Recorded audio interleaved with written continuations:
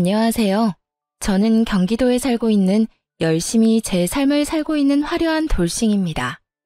제가 이혼을 하기 전에는 주변에서 이혼을 접하게 되면 저는 안타까움, 안쓰러움을 표현하곤 했는데요.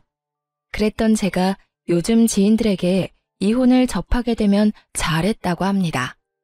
그만큼 전 지금 제 생활에 만족하고 지내며 요즘 같은 세상에 이혼 같은 건 흠도 되지 않는다고 생각하는데요. 지금은 이런 생각까지 하는 저이지만 저 역시 이혼을 할 당시에는 온갖 잡념들에 휩싸여 이혼을 하지 못하고 이리저리 끌려다녔습니다. 그러면 제가 어떤 일들을 겪었고 어떻게 해서 이혼까지 하게 되었는지 제 사연 들어보실래요? 저와 남편은 연애를 길게 하고 결혼까지 하게 된 부부였습니다. 연애를 하기 전에는 친구로 지냈기에 가끔 남편의 집으로 가곤 했고 연인이 되면서도 시댁에 자주 왕래하면서 지냈던 것 같아요. 남편 역시 친정에 자주 놀러 오기도 했고 친정 부모님과 시간을 보내며 자연스럽게 가족이 되어갔죠. 시댁에서는 저를 특히나 예뻐해 주셨는데 남편이 외동이었던 터라 딸이 생긴 것 같다며 저를 많이 예뻐해 주셨었죠. 아름아, 넌 좋아하는 음식이 뭐니? 다음에 올 때 그걸로 해주마. 저 다 잘 먹어요. 어머님은 뭐 좋아하세요?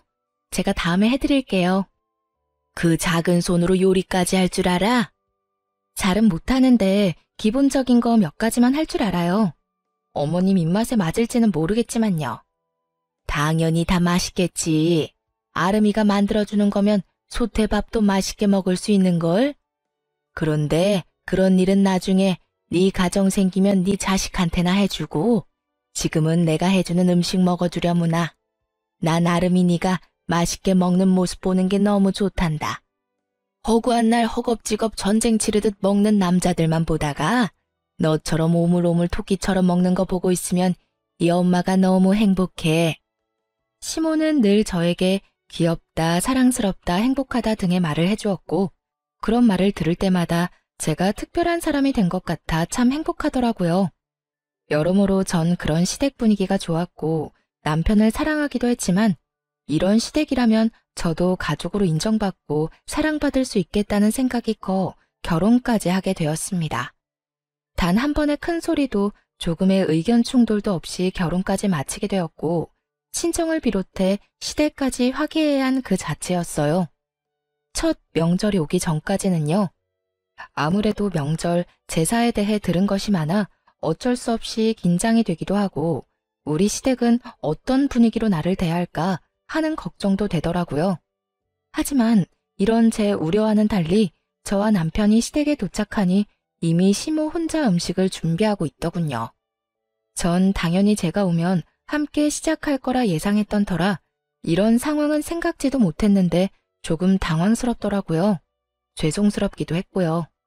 심지어 준비만 하신 게 아니라 이미 반 이상을 해놓으신 터라 전 급하게 옷을 갈아입고 나머진 제가 하겠다며 앞치마를 하고 나섰습니다. 어머님, 이제 제가 할 테니 들어가서 쉬세요. 전 당연히 제가 오면 시작하실 줄 알았는데 언제부터 하신 거예요? 죄송해요. 다음부턴 좀 더 일찍 올게요. 아니야. 늘 혼자 해왔는데 뭐. 신경 쓰지 말고 옷부터 편한 걸로 갈아입으려무나. 이미 갈아입었어요, 어머님. 그러니까 이제부터 좀 쉬세요. 저 생각보다 잘해요. 그럼 우리 며느리 잘하는 거 다 알지. 다 아는데. 정말 거의 다 해서 네가 할 게 없어서 그래. 괜히 너까지 힘 빼지 말고 일단 조금 쉬어. 곧 있으면 끝이니까 뒷정리나 좀 도와다오. 그러면 제가 옆에서 전이라도 뒤집을게요. 그 정도는 하게 해주세요. 이때까진 분위기 좋았습니다. 누가 먼저라고 할 것도 없이 서로 나서 일을 하려고 했고 서로의 등을 떠밀며 조금이라도 더 쉬게 해주려고 했죠.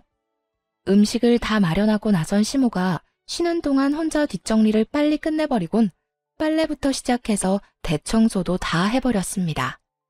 시모가 일을 워낙 못하게 하니 빨래 대청소를 하는데 기분이 나쁘기는커녕 뿌듯한 마음마저 들더라고요. 혼자 아침부터 고생했을 시모에게 조금이라도 도움이 되었다는 생각에서 말이죠.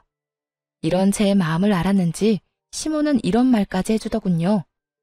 어쩜 그렇게도 손이 야무질 수가 있는지. 덕분에 이번 명절엔 몸살 걸릴 일 없이 잘 지나가겠구나. 음식 준비부터 뒷정리도 잘하고 아주 집안일을 우리 아름이가 다 해준 덕에 이 엄마가 편하구나. 시모는 제 두 손을 쓰다듬으며 애정을 듬뿍 담은 말을 해주었고 사랑받고 있다는 생각이 들어 참 기쁘더라고요. 그렇게 좋은 분위기에서 명절을 보냈고 친정으로 가기 전 저희를 배웅해 주시는 시모에게 준비한 용돈 봉투를 드렸죠.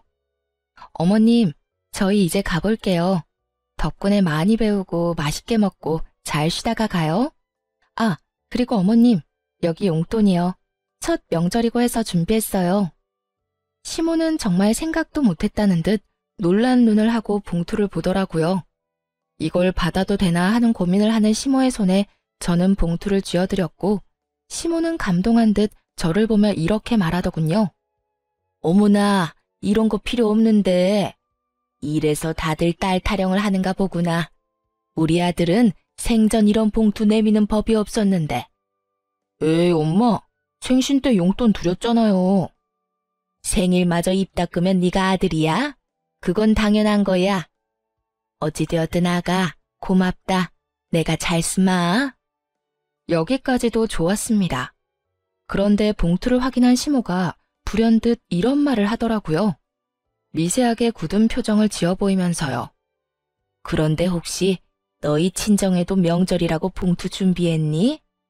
전쟁의 시작과도 같은 질문이었습니다. 시모는 살짝 굳은 표정으로 저에게 물어왔고 시모의 의중을 알 수 없었던 저는 있는 사실 그대로 대답했어요. 굳이 숨길 필요도 없었고 차별을 두어 준비를 했던 것도 아니었으니까요. 네, 친정도 봉투로 준비했어요. 저는 매년 친정에 용돈 드렸었거든요. 그래서 올해도 마찬가지로 준비했어요. 그 순간 시모의 표정이 걷잡을 수 없이 굳어지며 완전히 다른 사람처럼 저에게 따지듯 닥달을 하더라고요. 그런 법이 어디 있니? 이제 시집 왔으면 친정을 챙길 필요 없지 않니? 넌 이제 우리 집 사람인데 왜 친정까지 챙기는지 모르겠구나. 애 없을 때 한 푼이라도 더 모을 생각을 해야지. 이제 보니 우리 아름이가 다 좋은데 돈 쓰는 씀씀이가 좀 해픈 것 같네. 너희 돈 관리는 누가 하니? 네가 하고 있으면 우리 아들한테 맡겨. 알겠지? 그리고 용돈 같은 건 앞으로 친정해 주지 말고 다 너희 생각해서 하는 말이야. 과연 내가 알던 시모가 맞는지 의문이 다 들더군요. 어떻게 돈 앞에서 사람이 이렇게까지 이중적인 면모를 드러내다니요? 얼마나 충격적이었으면 말문이 막히는 것은 물론이고 기분이 나쁘다는 생각조차 들지 않았어요. 제가 아무 말도 하지 않고 있자 제 눈치를 살피던 남편이 입을 떼더라고요. 에이, 엄마, 그런 건 우리가 알아서 할게. 자자, 우리도 이만 가봐야겠다. 우리는 갈 테니 푹 쉬어요. 그렇게 남편의 손에 이끌려 친정에 가게 되었고 저는 친정에서 어떻게 지냈는지도 모를 만큼 넋이 나가 있는 상태였죠. 모든 일정을 끝내고 집으로 돌아오자 그제야 제가 무슨 말을 듣고도 말 한마디 하지 못한 건지 자각이 되더라고요. 그와 동시에 화가 올라왔고요. 여보, 혹시 나 당신이랑 사는 동안엔 우리 집에 용돈도 주면 안 되는 거야? 갑자기 그게 무슨 말이야? 아, 엄마가 한 말 때문에 그래? 그 말을 뭘 신경 쓰고 그래. 그냥 그런가 보다 하고 신경 쓰지 마. 엄마한텐 알겠다 하고 우린 우리가 하고 싶은 대로 하면 돼. 아무리 그렇게 하면 된다고 해도 나 어머님 말씀 기분이 너무 나빠. 어떻게 그렇게 말씀하실 수가 있어? 시집 온 딸은 자식도 아니야? 뭘 그런 말을 곱씹고 있어. 괜히 당신 기분만 나쁘게. 워낙 옛날 분이라 그래. 그런 부분에선 아무리 설득하고 타협하려고 해도 도무지 안 되더라고. 그러니까 당신도 그냥 들어도 못 들었다고 생각하고 지내줘. 응? 그거 말고는 다 당신 편하게 맞춰주시잖아. 아무리 그래도 기분이 상하는 걸 어떻게 해. 내가 앞으로 그런 말 나올 것 같으면 한 발 앞서 막아주도록 노력할 테니까 기분 풀고 좀 쉬자. 당신도 지금 피곤해서 예민해져 있어. 응?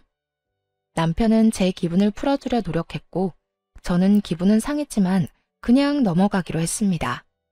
남편의 말대로 딱 그 부분만 아니면 시모는 꽤 괜찮은 시모라 생각했으니까요.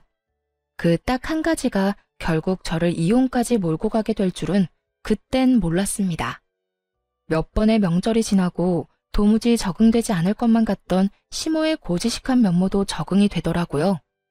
남편이 당부한 대로 앞에선 그저 네라고 답하고 뒤로는 친정을 챙기면 그만이었으니까요. 처음엔 그렇게 행동하는 저 자신이 싫었는데 어떤 면에선 그렇게 행동하는 것이 괜한 불화를 일으키지도 않고 얼굴을 붉힐 일도 없으니 현명한 며느리로서의 태도란 생각이 들기도 했습니다. 그러던 와중 친정아빠의 생신이 되었고 전 매번 시댁 어른들의 생신상만 차려들었던 것이 마음에 걸리더라고요. 그동안 부모님 생신상 한번 제대로 챙겨드리지 못한 것이 죄송한 마음이 들어 이번 생신은 집에서 대접해 드리기로 했죠. 엄마, 이번 아빠 생신상 내가 차려드릴 테니 시간 맞춰서 우리 집으로 와. 내가 입이 떡 벌어지게 한 상 차려드릴 테니까. 어머, 웬일이라니? 웬일은 무슨? 딸이 시집 가더니 철든 거지 뭐. 매번 시부모님들 생신상 차리면서 아빠 엄마 생각 많이 했었어. 딸이 돼서 제대로 된 생신상 한번 안 차려주고 시집 온 게 내심 죄송스럽기도 했고. 그러니까 이번엔 내가 처음부터 끝까지 다 준비할 테니까 시간 맞춰서 와서 식사만 하셔요. 그래, 알겠어. 네 아빠 또 울겠구먼. 그렇지 않아도 딸이라면 넘어가는 양반인데 그런 딸이 차린 생신상이라고 하면 눈물이 앞을 가려 밥이나 제대로 드실 수 있으려나 모르겠다. 어찌되었든 신경 써줘서 고마워, 딸. 덕분에 아빠 행복하겠네. 엄마와의 통화를 마치고 나니 더욱 죄송한 마음이 들더라고요. 이렇게 기뻐해 주실 줄 알았다면 진작 모셨을 텐데 하는 마음에서요. 전 더욱 생신 준비에 박차를 가했고 전날 장보기를 마치고 당일 아침부터 일어나 생신상을 준비했어요. 아침 일찍 일어나 남편 출근시키고 생신상 준비를 하는데 시모에게 전화가 오더라고요. 평소에도 통화는 자주 하던 터라 전 아무 생각도 의심도 없이 그 전화를 받게 되었습니다. 아름아, 우리 아들이 그러는데 오늘 사돈어른 생신 너희 집에서 한다며? 그 순간 정말 할 수만 있다면 남편 입을 찢어버리고 싶은 심정이었어요. 평소 시모가 어떤 사상을 가지고 있는 줄 알면서 그런 말을 전하는 것이 제정신 박힌 사람이 할 수 있는 일인가 싶더군요. 네, 밖에서 외식하는 것도 부담스럽고 해서 집에서 모시려고요. 좋은 변명이었다고 생각한 저와는 달리 시모는 제 생각보다 더 대단한 사람이더군요. 제 말에 이런 말을 했으니까요. 외식을 할 필요가 뭐가 있어. 그냥 친정에 가서 있는 반찬에 밥이나 한 끼 먹으면 되는 거지. 다른 것도 아니고 생신이니까 내가 이때껏 네 친정 생신은 챙기게 뒀는데 아무래도 안 되겠구나. 앞으로 생신도 챙기지 말거라. 어떻게 된 사람이 이런 말을 할 수가 있는 걸까요? 같은 여자, 같은 며느리의 경험이 있는 사람으로서 다른 것도 아닌 부모님의 생신을 챙기지 말라고 명령할 수가 있는지 이해가 되지 않았어요. 부탁, 권유도 아닌 명령조 시모의 말투에 저 역시 화가 났어요. 네? 아무리 그래도 생신은 챙겨야죠. 생신 챙긴다면서 괜한 낭비하니까 그렇지. 오늘도 봐라. 내가 너희 집 잠시 들린다고 우리 아들한테 연락 안 했으면 이딴 짓이나 하고 있다는 것도 몰랐을 거 아니니? 요즘 물가가 얼마나 올랐는데 생신상을 그것도 집에서 차려준단 말이니? 네가 우리 아들 집에서 그딴 짓거리 하면 퇴근하고 피곤한 우리 아들 제대로 쉬지도 못하고 그게 뭐 하는 짓이냐고? 혹시 아세요? 너무 화가 나면 아찔해진다는 것을요. 저는 생전 처음으로 너무 화가 나 아찔해지는 기분을 느끼게 되었고 그 순간 이때껏 참아왔던 모든 것을 터뜨렸어요. 어머님, 정말 해도 해도 너무하네요. 다른 것도 아니고 생신인데 제가 이 정도도 못 해드리나요? 그거 얼마나 한다고. 그리고 생신상에 드는 비용도 제가 번 제 돈으로 마련하는 거라고요. 그리고 저희가 사는 이 집, 어머님 아들 집이 아니라 제 집도 된다고요. 집 살 때 제 돈도 절반 들어간 거 뻔히 아시면서 왜 그렇게 말씀하세요? 너 지금 나한테 따지고 드는 거니? 다 너 잘 되라고 하는 말인데 네가 이런 식으로 나오면 나 정말 섭섭하다. 너 잘 되라고 하는 말, 그 말이 전 그렇게 싫더라고요. 정말 제가 그리고 저희가 잘 되길 바란다면 이런 식의 강요는 아니지 않나요? 제가 나쁜 길로 빠져 쓰면 안 되는 곳에 돈을 낭비하는 것도 아니고 다른 사람도 아닌 저를 낳아주시고 정성으로 키워주신 부모님께 이 정도 돈과 시간도 쓰면 안 되는 거냐고요. 시모는 늘 우리가 잘 됐으면 한다는 말을 방패로 삼으며 저를 억압해왔고 전 이제 그 억압에서 벗어나기로 했죠. 저도 섭섭해요, 어머님. 어머님이 저 잘 되라고 하는 말씀 전부 다 저한테는 다 섭섭하다고요. 시집을 가면 딸이 아닌 게 되는 것도 아닌데 왜 제가 친정에 어떤 일도 하지 말라고 하세요? 저를 낳아주시고 이날 이때껏 온 정성을 쏟으면서 저를 키워주신 부모님께 아무것도 안 하고 아무 관심도 가지지 않는 게 정말 저를 위하는 일이라고 생각하세요? 전혀 아니에요. 전 한두 푼 아끼자고 그렇게 살고 싶지 않다고요. 전 앞으로 어머님이 뭐라고 하시든 간에 친정에 할 도리는 하면서 살 거예요. 이런 제가 정 마음에 들지 않으시면 제가 돈을 어떻게 쓰든 관심을 가지지 말아주세요. 그러면 서로 얼굴 붉히는 일도 없고 서로 좋지 않겠어요? 뭐야? 너 지금 말 다 했니? 아름이 너 그렇게 안 봤는데 아주 되바라졌구나. 어디 어른한테 버릇없이 그딴 식으로 말하는 게야? 내가 말했지? 다 너 잘되라고 하는 말이라고. 처음엔 생신상 용돈으로 시작해서 나중엔 더 큰 돈, 더 큰 걸 바라는 게 사람 마음이란 걸 왜 모르니? 네 친정 부모님이라고 다를 줄 알아? 나이 더 들면 기댈 거라곤 자식밖에 없을 텐데 그때 가서 너 어떻게 하려고 지금부터 지갑 노릇을 하려고 하냔 말이다. 저희 부부가 진짜 누구의 지갑 노릇을 하고 있는데 이딴 말을 하는지 모르겠더라고요. 시모는 친정에는 용돈도 주지 말라고 하며 달마다 저희에게 용돈을 받아 쓰는 것도 모자라 병원도 회사 다니는 저를 꼭 데리고 다니며 그 병원비조차도 저에게 다 내라고 하는 사람이었습니다. 그런 사람이 저딴 말이나 하니 퍽이나 진정성 있어 보이더라고요. 제발 그 말 좀 하지 마세요. 다 저 잘되라고 한다는 그 말이요. 그게 어떻게 제가 잘되라고 하는 말이에요? 그리고 지갑이요? 그런 식으로 따지면 저희가 어머님께 매달 드리는 용돈부터 각종 병원비까지 더는 도움을 드리면 안 되겠네요. 어머님 역시 이제 기댈 거라곤 외동아들 하나뿐일 텐데 사람 마음 모르는 거라고 저희한테 더 큰 걸 바라면 어떻게 해요? 그걸 말이라고 하니? 진정하고 시댁이 갔니? 내가 누누이 말하지 않았니? 시집 오면 넌 친정 사람이 아니라 우리 시집안 사람이라고. 넌 이제 우리 가족인데 가족인 날 돕는 건 당연하지. 저한테는 그 모든 게 당연하지 않으니까 그렇게 살고 싶으신 어머님이나 친정 다 무시하면서 잘 사시고요. 저한테 더는 강요하지 마세요. 저 이만 끊을게요. 더 이야기 나누다간 정말 어머님하고 사이 틀어질까 봐 겁나네요. 그러면 들어가세요.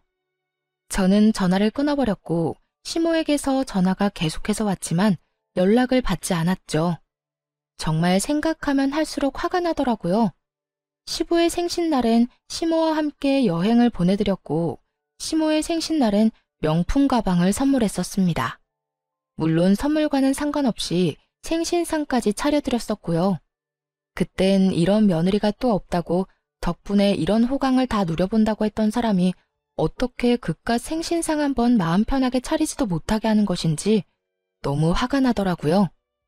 이런 부모도 부모라고 그 큰 돈을 들여가며 신경을 쓰고 대접했던 저 자신에게도 너무 화가 나기도 했습니다. 하지만 언제까지나 씩씩거리며 화를 내고 있을 수는 없는 노릇이었어요. 처음으로 차려드리는 친정아빠의 생신을 이딴 식으로 망치고 싶진 않았거든요.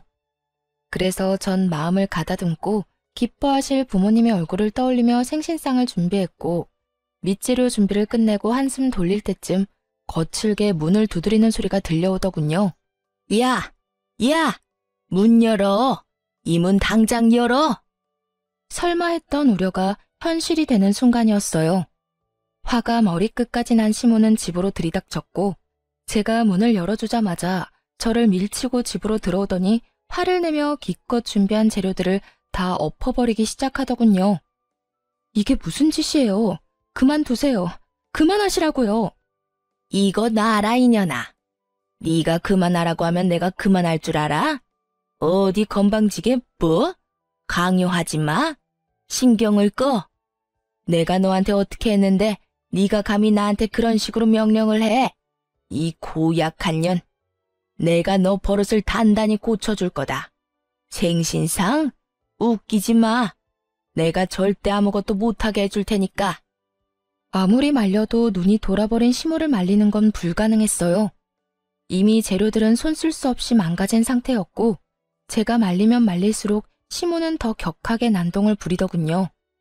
시모는 아예 집에서 어떤 음식도 만들게 하고 싶지 않았는지 아예 냉장고 문까지 열어 모든 음식들을 다 꺼내 바닥에 쏟아부어 버리더군요. 전 그저 그런 시모를 지켜보며 분이 풀릴 때까지 지켜보기로 했죠. 그러면서도 남편에게 연락해 당장 집으로 오라는 말을 전했고 시모의 난동을 부리는 모습을 동영상으로 남기기도 했습니다. 네 년이 감히 날 우습게 봐? 이게 오냐오냐 해줬더니 어른 무서운 줄 모르고 날뛰는 꼴이라니. 내가 이렇게까지 하는데도 네가 생신상 차려낼 수 있을지 두고 보자.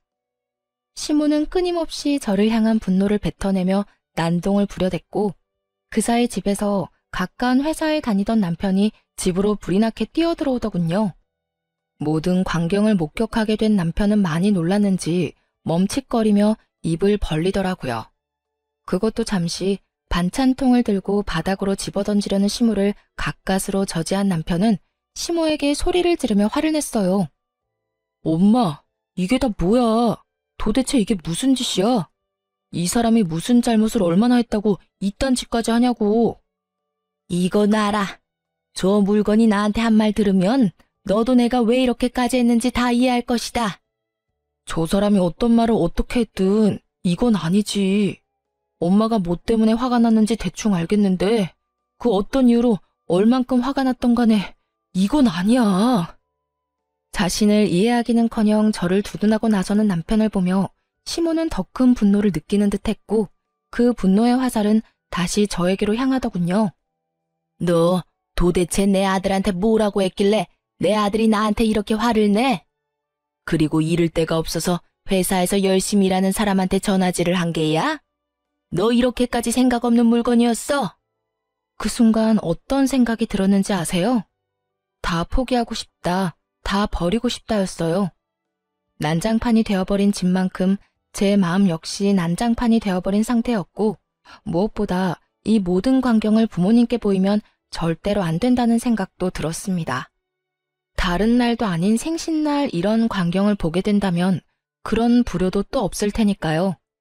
화를 낼 가치도 없는 사람에게 화를 내고 싶지도 않았어요. 우선 전 봉지를 찾아들고 시모가 다 엎어버린 재료들을 챙겨넣고 시모의 손에 꽉 쥐어주며 이렇게 말했어요. 이거 덕분에 저는 못 쓰게 됐으니까 가져가서 저녁해 드세요. 어머니 말대로 요즘 물가가 장난이 아닌데 그냥 버릴 순 없으니까요. 어머님이 다 망쳤으니 어머님이 책임지시고 해결하시라고요. 그리고 뒷정리도 다 하고 가세요. 어머님 말대로 힘들게 일하고 온 어머님 귀한 아들이 이걸 다 치울 순 없는 노릇 아니겠어요? 그러니까 이 난리를 부린 어머님이 직접 다 치우고 가세요. 제 말에 시모는 몸까지 부들부들 떨며 손을 치켜들더군요. 전 그 손을 낚아채 뿌리쳐버렸고요. 이년이 감히! 자꾸 이년저년 하지 마세요. 전 어머님한테 그딴 욕 들을 만큼 잘못한 거 없어요. 그리고 제 몸에 손도 대지 마시고요. 저희 부모님이 맞고 다니라고 시집 보낸 거 아니고요. 행복하게 지내라고 시집 보낸 겁니다. 그러니까 앞으로 저한테 함부로 대하지 말아주세요. 여전히 몸을 부들부들 떨던 시모는 누가 말릴 새도 없이 이번엔 제 머리채를 획 잡아버렸고 워낙 순식간에 일어난 일이라 어떤 반응도 하지 못했어요. 그 순간 부모님의 목소리가 들리더라고요. 연락도 없이 이렇게 일찍 와도 되는 거야? 집에 가보고 없으면 전화하면 되죠 뭐. 연락하면 분명 오지 말라고 할 게 뻔하다고요. 아무리 당신 생일상이라고 해도 어떻게 애한테 다 맡겨놓고 가만히 있어요? 나라도 가서 좀 도와야지. 그런데 왜 문이 열려있지? 얘는 겁도 없이... 어머, 이게 다 뭐야? 사돈, 뭐 하는 짓이에요? 아무래도 제가 마음에 걸렸던 부모님은 뭐라도 도울 마음에 일찍 저희 집으로 오셨고 남편이 급하게 집으로 들어오느라 문을 잠그는 것을 깜빡했던 것이었습니다. 참고로 저희 집은 디지털 자물쇠가 아닌 열쇠로 문을 열고 닫는 터라 문을 닫는다고 해도 잠기진 않는 문이었고 심지어 문을 제대로 닫지 않아 조금 열린 상태였던 거죠. 아무것도 알 리 없었던 부모님은 문을 열고 집으로 들어왔고 그곳에서 처음 본 것이 제가 시모에게 머리채를 잡혀 이리저리 휘둘리고 있는 상황이었던 것이었어요. 그것도 아빠의 생신날 말이죠. 제가 떠올리기도 싫었던 최악의 상황이 되어버렸고 제가 시모의 손에 휘둘리는 그 순간에도 부모님에 대한 죄송함에 어찌해야 할 바를 모르겠더라고요. 하지만 시모는 머리끝까지 화가 난 엄마의 고함을 듣지 못할 만큼 흥분한 상태였고 여전히 저를 놓을 기미가 보이지 않는 상태였습니다. 그 순간 엄마보다 더 화가 난 아빠가 다가와 시모의 손을 낚아채 멀뚱히 서 있는 남편의 쪽으로 시모를 던지듯 밀어버렸습니다. 시모는 남편의 품에 고꾸라졌고 그런 시모를 아빠는 무서운 표정으로 아무 말도 하지 않고 그저 노려보시더군요. 그런 아빠를 대신해 엄마가 시모에게 화를 내기 시작했습니다. 이보세요. 지금 도대체 이게 다 무슨 짓이에요? 우리 딸이 뭘 그렇게 잘못했다고 애를 이렇게까지 잡는 거냐고요? 아니, 잘못을 했더라도 말로 타이르면 되는 일이지 우리 애가 짐승도 아니고 어떻게 이런 짓을 할 수가 있어요? 입 없어요? 말할 줄 몰라요? 그 뚫린 입으로 말 좀 해보라고. 격한 감정을 드러내며 시모에게 따져묻는 엄마와 아무 대답도 하지 않는 시모. 그야말로 그런 난리가 또 없는 상황이었어요. 그 상황에서도 화가 나는 것은 시모의 침묵이었어요. 엄마의 그 어떤 물음에도 시모는 그저 침묵을 지키고 있었는데 그 침묵의 의미는 미안함이 아닌 그저 말도 섞고 싶지 않다는 느낌이 강하게 들었기 때문입니다. 엄마가 시모를 몰아붙이는 내내 시모는 빈정거리는 표정을 지어 보이며 입을 삐죽거리는 듯 엄마를 농락하는 모습을 보이더군요. 그 모습은 너는 짓거려라, 난 안 듣는다는 식의 무시와 다름이 없었고 엄마도 저와 똑같이 느꼈는지 말할 가치도 없다시며 저를 데리고 나와 친정으로 와버렸습니다. 그리고 그날 저는 몰랐던 사실을 알게 되었습니다. 그 여편네 진짜 미친 거 아니야? 어떻게 감히 너한테 이딴 짓을 할 수가 있어? 네 남편은 도대체 뭐 하고 있었니? 네가 그런 일을 당하는데 멀뚱히 서서 구경만 하고 있다는 게 말이나 돼? 엄마가 일찍 서두르지 않았으면 어떻게 됐을 거야? 여보, 그만해. 아름이 놀란 거 안 보여? 그러니까 애한테 그러지 말고 흥분 좀 가라앉혀. 네가 뭘 잘못했다고 고개 숙이고 있어. 딸, 고개 들어. 너 잘못한 거 하나도 없어. 엄마, 아빠, 죄송해요. 하필 생신날 이런 꼴 보여서. 네 잘못 아니라니까. 어떻게 인간의 탈을 쓰고 남의 집 자식한테 그딴 짓을 할 수가 있어? 인간이라면 그러면 안 되지. 돈 받아갈 땐 그렇게 고맙다고 바닥 갈라지게 고개 숙이고 잘하겠다고 하더니 이게 잘하는 거야? 머리채나 잡아뜯는 게 잘하는 거냐고. 돈? 엄마, 그게 무슨 말이야? 그 뒤로 이어진 엄마의 말은 정말 어이가 없더라고요. 어느 날은 네 남편이 술 먹고 여기로 찾아왔더라. 그 여편네 살던 집 주인이 당장 나가라고 했다던데. 돈이 없어서 마땅히 옮겨줄 집이 없다고 말이야. 생각 같아서 당장 집이라도 마련해주고 싶은데 대출 받는 것도 한계가 있고 큰 돈도 없어서 속상하다면서 울더라고. 얼마나 서럽게 울던지.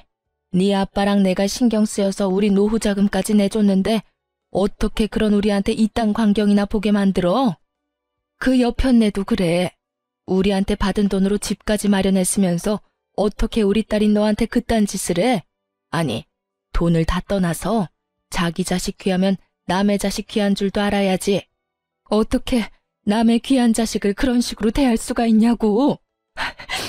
내가 진짜 아까 그 장면이 머릿속에서 떠나지 않아. 속상해 미치겠어. 이렇게까지 감정 표현을 하는 분이 아닌데 많이 속상하시던 엄마는 제 앞에서 화를 내시며 우시더라고요. 평소라면 다 괜찮다고 그런 일도 있다며 제 등을 쓸어내려 주셨을 엄마가 우시는데 제 마음도 무너져 내리더군요. 그렇게 한참 울은 저는 겨우 마음을 진정시키고 생각을 정리했어요. 정리하면 할수록 이해가 되지 않더라고요. 저에게 말 한마디 하지 않고 친정에서 큰돈을 받아간 남편. 남편에게 그 큰돈을 받아 집을 마련한 시모. 친정에서 받은 돈으로 집까지 마련했으면서 친정엔 조금의 용돈도 용납하지 않았던 시모. 그 모든 게 이해가 되지 않았습니다. 더욱 괘씸한 건 남편이었어요. 시모의 집을 마련하던 시기에 제가 이것저것 물었던 적이 있는데 그때마다 남편은 저에게 거짓말을 해대며 어물쩍 그 상황을 넘어가곤 했으니까요. 그땐 친정에서 도움을 받았을 거란 생각도 못한 상황이라 속여봤자 대출금 정도라 생각했었어요. 그래서 효도하고 싶다는데 제가 뭐라고 나서나 하는 생각에 더는 아무 말도 하지 않았던 것이고요.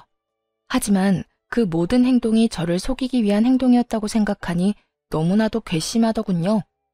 그렇게 남편에 대한 실망감과 시모에 대한 넘치는 분노 때문에 어찌해야 할 바를 모르고 있었어요.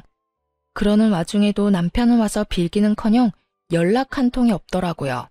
분노와 체념이 오가는 며칠이 흐른 후 남편에게 연락이 왔고 전 친정 근처 카페에서 남편을 만나게 되었습니다.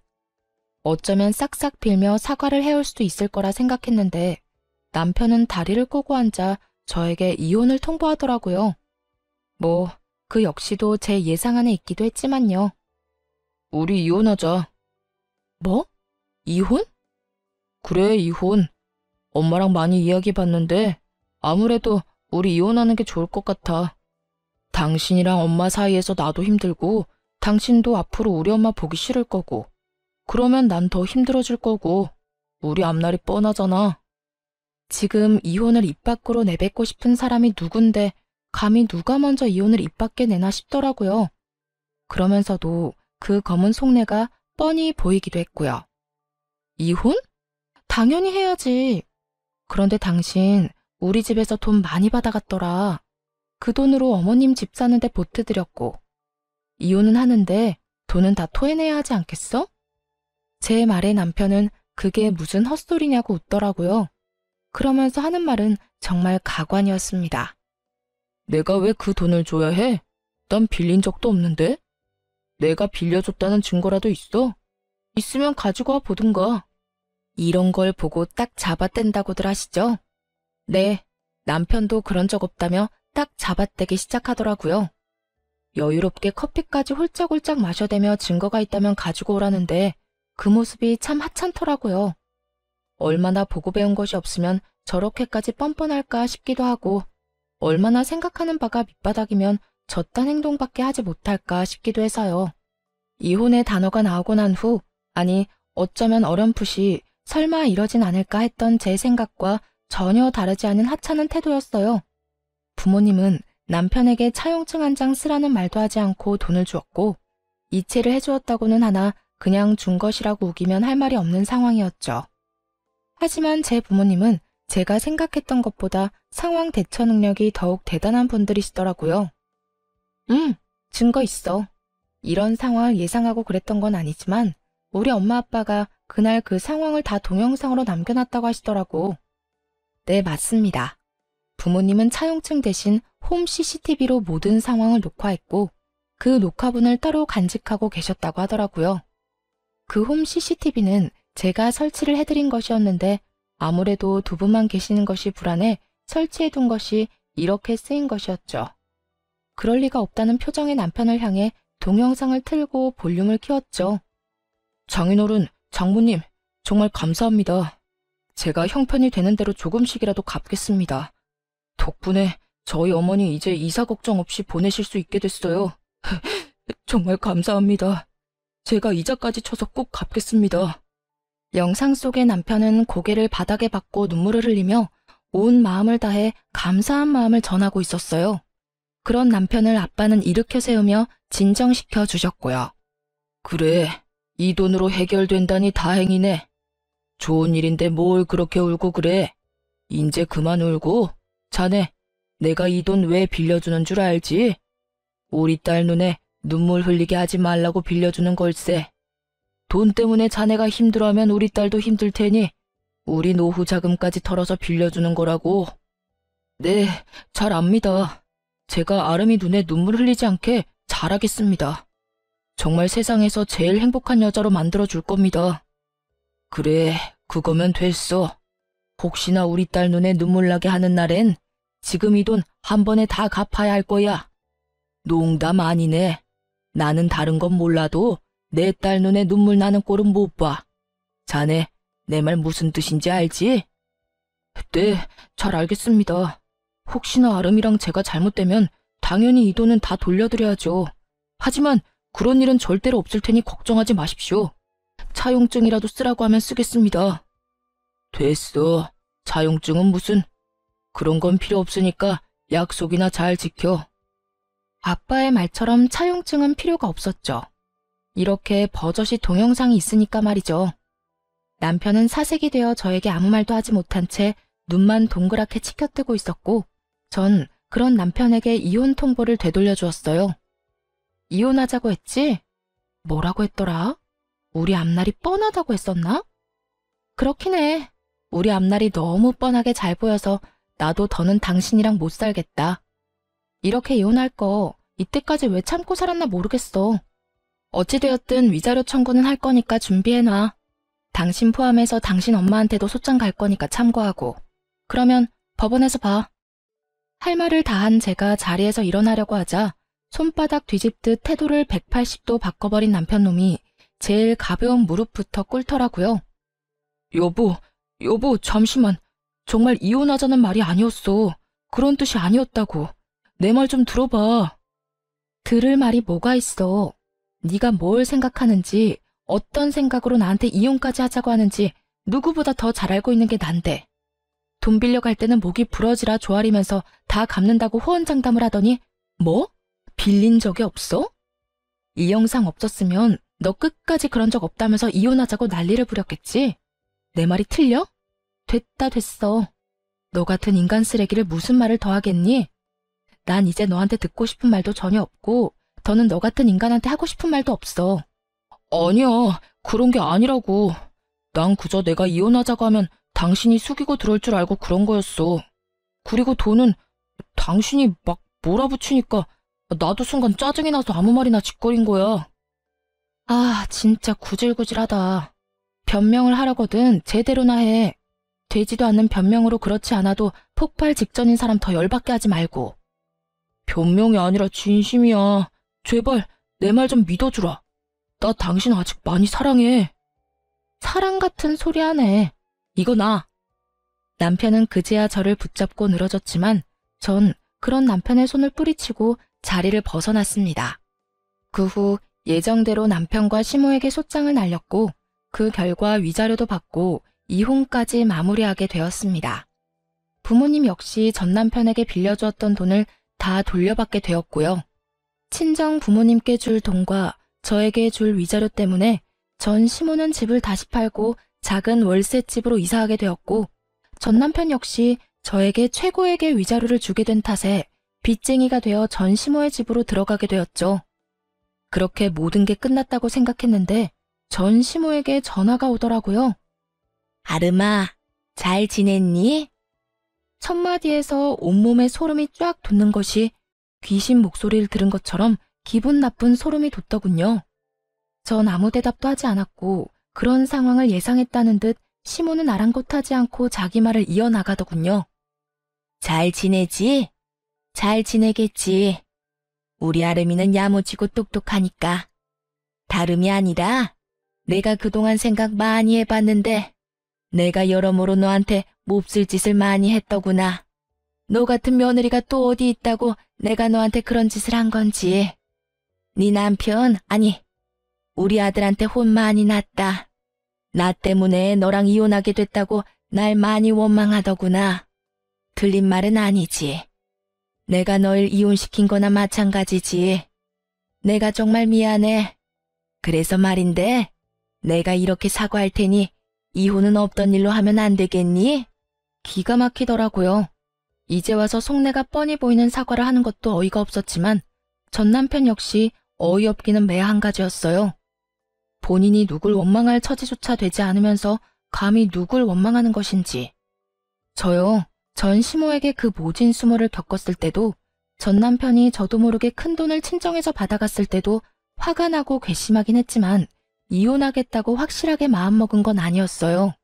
시모야 연을 끊고 살면 되는 거고 다른 사치 부리는 데 쓴 돈도 아닌 부모 집 마련해준다고 빌려간 돈이야 갚으면 그만이라고 생각했으니까요. 하지만 전 남편은 제 이런 마음을 짓밟는 것도 모자라 부모님이 자신을 믿고 차용증을 쓰지 않았다는 것을 악용해 돈까지 꿀꺽 삼키려는 모습을 보며 비로소 이혼을 결심하게 되었던 것이었어요. 물론 불을 지핀 건 시모가 맞지만 그 작은 불씨를 큰 불로 만든 것이 본인이면서 시모를 앞세워 저를 설득하려는 그 속내가 참 어이없으면서도 화가 나더군요. 저는 그럴 생각 없어요. 전 그 인간한테도 오만정이 다 떨어졌다고요. 받을 도움은 다 받고 돈 안 갚아도 되겠다 싶으니까 저부터 버리는 남자. 당신 같으면 데리고 살고 싶겠어요? 거기에다 집도 절도 없는 빚쟁이인 남자를요? 저 그 정도로 바보는 아니에요. 아름아, 그러지 말고 다시 한 번만 생각해 주려무나. 우리 아들 금방 일어설 수 있어. 아직 나이가 젊잖니. 그러니까 그간의 정을 생각해서라도 다시 생각해 주려무나. 결국 전 시모는 악어의 눈물을 쏟아내며 매달리기 시작했고 전 그런 시모에게 이렇게 말했습니다. 그러니까요. 나이도 젊은데 제가 왜 그딴 인간이랑 살아야 하나요? 앞으로 살 날이 긴데 그딴 인간 뒷바라지만 하면서 살라고요? 밑 빠진 독에 물 부어가면서 고생할 마음 없으니까 다신 연락하지 마세요. 저는 전화를 끊어버린과 동시에 차단해버렸고 그 후론 연락이 닿는 일은 없었습니다. 참 한심하지 않나요? 가만히라도 있으면 절반이라도 간다고 그저 주는 대로 받고 하는 대로 가만히 두기만 했더라도 좋은 집에서 편하게 잘 살았을 텐데 괜히 건드리면 안 될 사람을 건드려서 저 고생을 하나 싶었네요. 뭐 자기 복 자기가 찬 거 아니겠어요? 요즘 전 친정에서 지내고 있어요. 회사는 여전히 잘 다니는 중이며 요즘엔 남자친구가 생겨 행복하고 아기자기한 연애를 하고 있는 중이랍니다. 지금 만나는 사람은 좋은 사람이에요.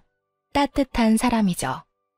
언제 어디서나 제가 우선이라고 말해주는 사람이고 만나는 지난날 동안 여름에는 손 선풍기를 겨울엔 핫팩을 건네주는 그런 따뜻한 마음과 세심한 배려를 할 줄 아는 남자예요.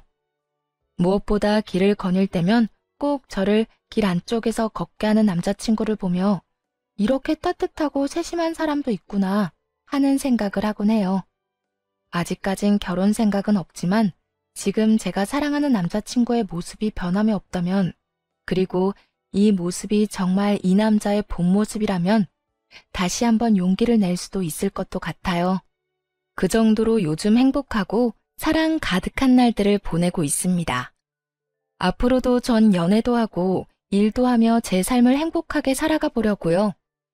저 역시 처음 이혼했을 땐 다시 연애를 시작하는 것이 상대방에게 왜인지 죄를 저지르는 기분이 들더라고요. 하지만 곰곰이 생각해보니 제가 죄를 짓고 있는 건 아니더라고요. 제가 이혼 사실을 숨긴 것도 아니고 이혼을 한 게 죄는 아니니까요. 제가 뭘 하든 어떤 연애를 하든 그건 제 자유 아닐까요? 그러니까 저와 비슷한 상황의 돌싱녀, 돌싱남 분들, 우리도 행복하게 살아봐요. 언제까지나 아픔에 절망감에 빠져 시간을 낭비할 순 없지 않을까요? 충분히 아파했고 충분히 힘들었던 만큼 이제 우리 다들 행복합시다. 꼭 새로운 사람을 만나 새로운 출발을 하는 것만이 아닌 본인이 원하는, 본인이 꿈꾸는 그 행복을 위해 다 함께 노력해봐요. 그러면 저는 모든 분들의 행복하고 사랑 가득한 삶을 응원하며 이만 물러가 볼게요. 긴 사연 들어주신 모든 분들 감사합니다.